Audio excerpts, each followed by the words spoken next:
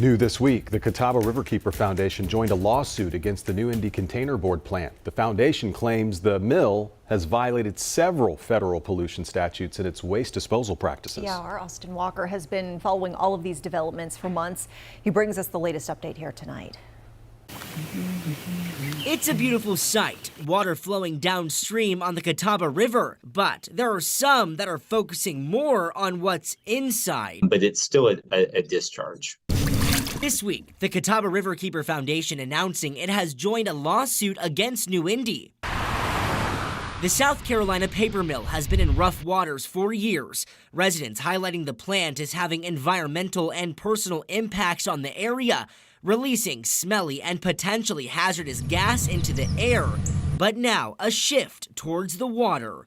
Our best interest and in our members' best interest for us to also intervene in that case. Catawba Riverkeeper Brandon Jones saying this release is against the law. As of 2020, that's a violation of the Clean Water Act. The Catawba Riverkeeper says much of the concern comes down to how New-Indy stores its waste. They're in lagoons, but those lagoons are not lined, meaning that waste could seep into the ground. Right here, the rain comes down, and that flushes right into the Catawba River. We're, arguing here that they need to make sure that all their waste is stored in lined storage and is not impacting our ground and surface waters. We reached out to New-Indy for an interview. It declined to comment, but sent us a statement. The company points to a recent study by the Catawba Riverkeeper, and it found no evidence of dioxin contamination in the river water, calling the Riverkeeper's lawsuit and the study contradictory. That is accurate.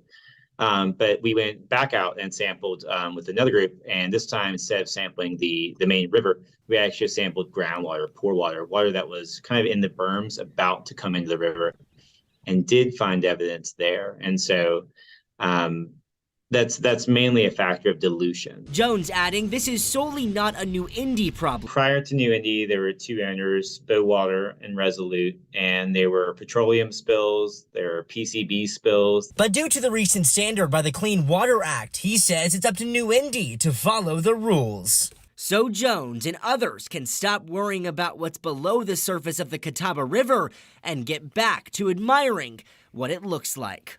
In York County, Austin Walker, WCNC Charlotte.